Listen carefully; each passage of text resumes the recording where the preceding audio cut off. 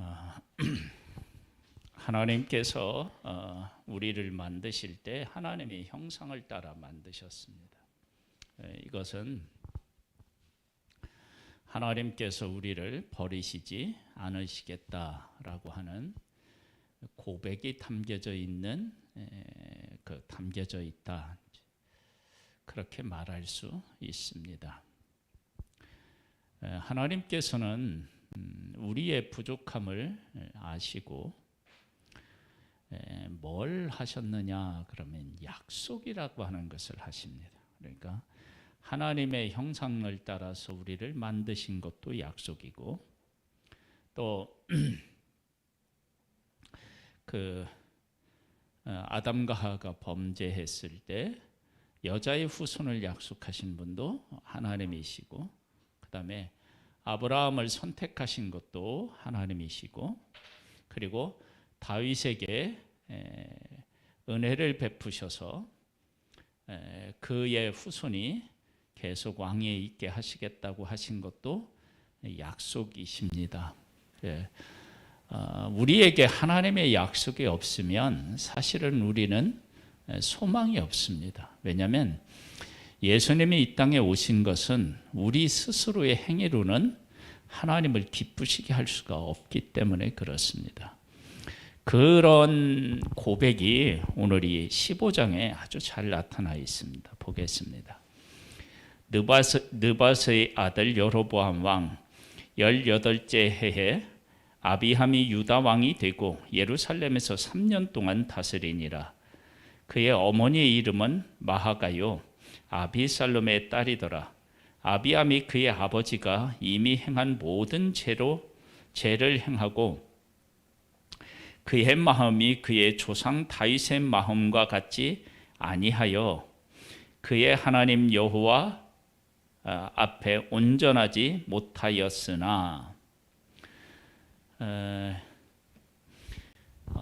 다윗의 그 후손이 왕이 된 곳이 유다잖아요. 근데 이 유다 왕이 다윗의 마음처럼 하나님을 섬기지 못하는 거예요. 마치 이스라엘 왕이 하나님을 떠나서 우상을 섬기고 하나님에게 기쁨이 되지 못하는 것처럼 남쪽 유다 왕도 그런 왕이 있었다라고 하는 거죠. 온전하지 못하였으나, 근데 4절에 보면 그의 하나님 여호와께서 다윗을 위하여 예루살렘에서 그에게 등불을 주시되 그의 아들을 세워 뒤를 잇게 하사 예루살렘을 견고하게 하셨으니 이는 다윗이 햇사람 우리아의 일 외에는 평생에 여호와 보시기 정직하게 행하고 자기에게 명령하신 모든 일을 어기지 아니하였음이라. 여기 보면 우리아의 아내 일 외에는, 그 얘기는 우리아의 아내의 일은 하나님 앞에 어떻게 해요? 정직하지 못한 일을 했다라고 하는 것을 분명히 지금 하고 있습니다. 그렇다면 다윗도 그 행위의 온전함으로 하나님으로부터 이런 약속을 받아내는 것은 불가능했다라고 하는 사실을 우리가 알 수 있습니다. 그러면 다윗이 이런 약속을 받게 된 것은 하나님께서 이미 사람을 하나님의 형상대로 지으셨고, 아담과 하와가 범죄했을 때 여자의 후손을 약속하셨고, 아브라함을 부르시고 그 후손을 약속하셨고, 그렇죠? 그 다음에 하나님께서 그래서 다윗에게 은혜를 베푸셨고, 그 은혜 때문에 그 후손이 하나님을 떠났지만 여전히 하나님께서는 다윗의 후손에게 함께해 주시겠다고 하신 그 약속, 그것이 등불이 되어서 역사 가운데 빛을 비추고 있음을 알 수 있습니다. 그러니까 우리는 우리의 행위에다가 초점을 맞추어서 소망을 찾으려고 하면 찾을 수가 없습니다. 절망할 수밖에 없는 거예요. 우리가 어디에다가 우리가 소망을 둬야 되냐면 하나님의 약속입니다. 근데 하나님의 약속은 예수 그리스도 안에 있죠. 그러니까 우리가 예수 그리스도 안에서 소망을 가질 수 있는 것입니다. 르호보암과 여로보암 사이에 사는 날 동안 전쟁이 있었더니 아비함과 여로보암 사이에도 전쟁이 있으니라. 아비함의 남은 사적과 그 행한 모든 일은 유다 왕 역대지략에 기록되지 아니하였느냐. 아비함이 그의 조상들과 함께 자니 다윗성에 장사되고 그 아들 아사가 대신하여 왕이 되니라. 다윗은 하나님의 약속을 받은 사람이에요. 근데 그 후손 중에서 하나님의 약속을 받은 후손이 있지만 그 후손 중에서 하나님을 제대로 경외하지 못하는 사람이 있었다는 거예요. 그래서 하나님께서 그 후손에게 주시고자 하는 약속을 제대로 누리지 못한 거예요. 그런데 같은 다윗의 후손으로 왕이 된 아사는 그의 삶이 달랐음을 또 이야기하고 있어요. 이스라엘의 여로보암 왕 제20년에 아사가 유다 왕이 되어 예루살렘에서 41년 동안 다스리니라. 그의 어머니 이름은 마하가라 아비살롬의 딸이더라. 아사가 그의 조상 다윗과 같이 여호와 보시기에 정직하게 행하여, 다윗이 정직하게 행한 것처럼 정직하게 행하여 남색하는 자를 그 땅에서 쫓아내고 그의 조상들이 지은 모든 우상을 없애고, 또 그의 어머니 마하가가 혐오스러운 아세라상을 만들었으므로 태위의 위를 폐하고 그 우상을 찍어 기도로운 신학가에서 불살랐으나, 여기 이렇게 이제 그가 행한 일에 대한 얘기가 나와요. 보세요. 위에는 유다 왕 아비함이고 아비함의 아들 아사가 대신하여 또 왕이 되어, 아버지는 하나님의 말씀대로 살지 않았는데 아들은 하나님의 말씀대로 또 살은 거예요. 그런데 이 아비함이라고 하는 이 왕은, 유다 왕은 이미 하나님의 약속을 받고 하나님이 주신 복을 받은 그 조상의 후손으로 태어나서 왕이 되었다고요. 그럼에도 불구하고 그 약속을 누리지 못했지만 아사 왕은 어떻게 해요? 하나님의 말씀대로 살아서 복을 누리는 것을 보게 돼요. 그러니까 좋은 환경에 태어나도 하나님을 경외하지 못하는 사람이 있다는 거예요. 어떤 사람은 좋은 가문에서 태어나서 하나님을 잘 섬기는 사람이 있는 거예요. 그다음 보겠습니다. 이제 그래서 그 어머니가 혐오스러운 아세라상을 만들어서 어떻게 해요? 태후의 자리를 어떻게 해요? 폐해버린 거예요. 다만 산당을 없애지 아니하니라. 그러나 아사의 마음이 일평생 여호와 앞에 온전하였으며 그가 그의 아버지가 성별한 것과 자기가 성별한 것을 여호와의 성전에 받들어 드렸으니 곧 은과 금과 그릇들이더라. 아사와 이스라엘 왕 바하사 사이에 일생 동안 전쟁이 있으니라. 이스라엘 왕 바하가가 유다를 치러 올라와서 라마를 건축하여 사람을 유다 왕 아사와 왕래하지 못하게 하려 한지라.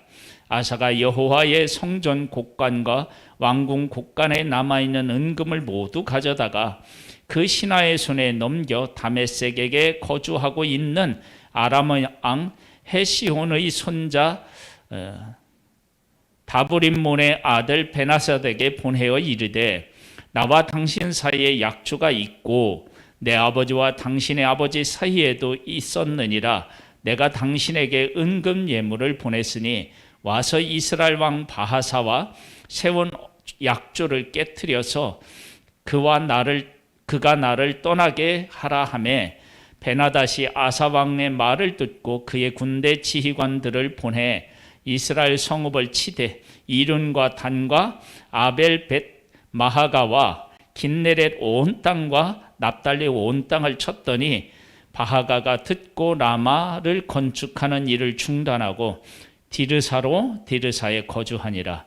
이에 아사 왕이 온 유다에 명령을 내려 한 사람도 모멸하지 못하게 하여 바하사가 라마를 건축하던 돌과 제목을 가져오게 하고 그것으로 베냐민 게바와 미스바를 건축하였더라.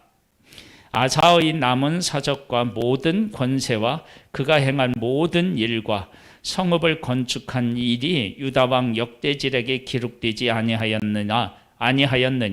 그러나 그는 늙음하게 발에 병이 들었더라. 아사가 그의 조상들과 함께 잠에 그의 조상들과 함께 그의 조상 다윗의 성읍에 장사되고 그의 아들 여호사밧이 대신하여 왕이 되니라. 이 아사 왕이 하나님의 말씀대로 살아가다가 잘못한 게 뭐 있어요? 지금 이게 이방 왕에게 가서 도움을 청한 거죠. 금은 보화를 다 거두어 가지고 가서 도움을 청한 거예요. 그리고 나서 늙음하게 어떻게 해요? 발병이 났어요. 왜 이렇게 하나님을 경외하던 사람이 발병이 났나? 다시는 하나님 외의 것을 의지하지 말라는 의미가 담겨 있을 수 있죠.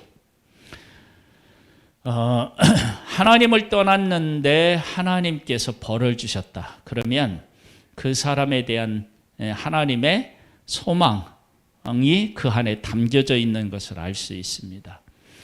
하나님께서 하나님의 뜻대로 복음을 열심히 전하는 바울에게 육체의 가시를 허락하셨어요.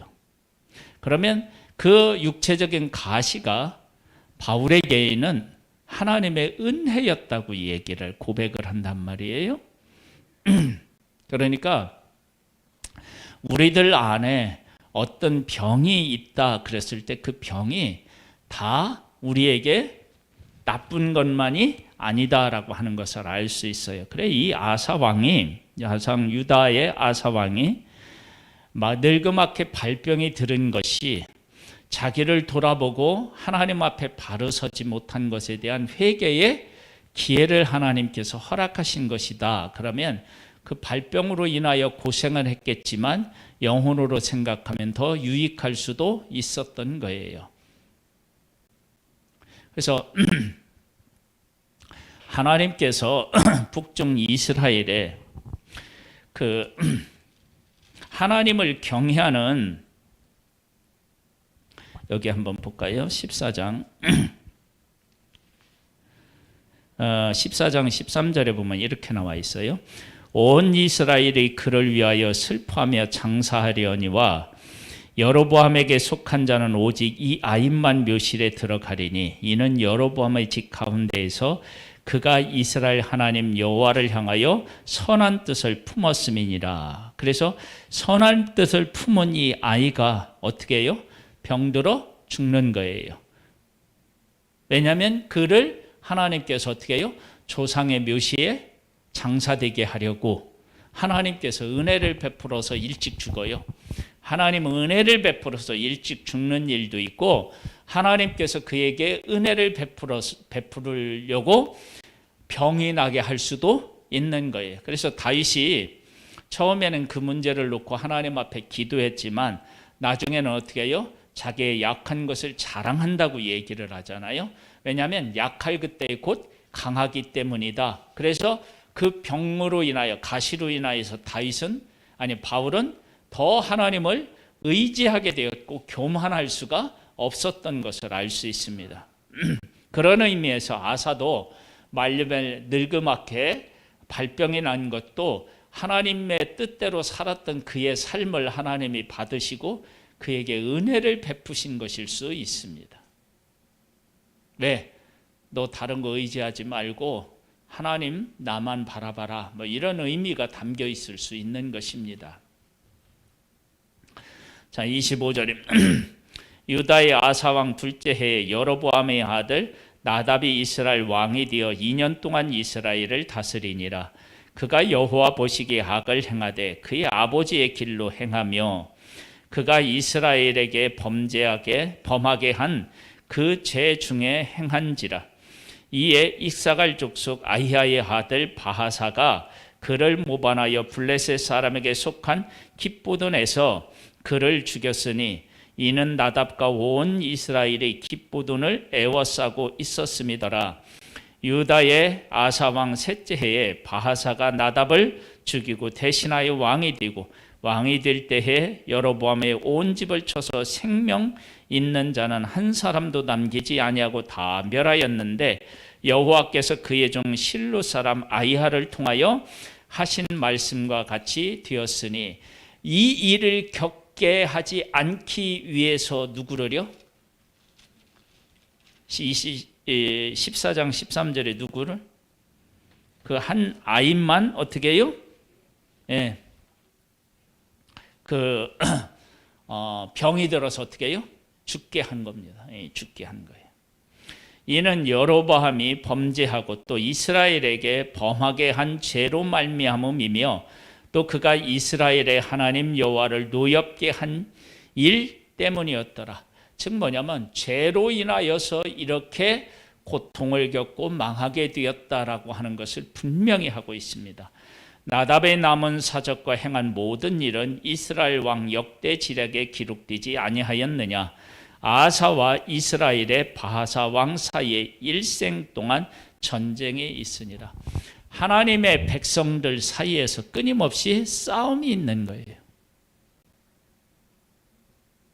하나님을 떠난 곳에서는 이렇게 같은 민족이라 할지라도 어떻게 해요? 원수처럼 싸우는 것입니다.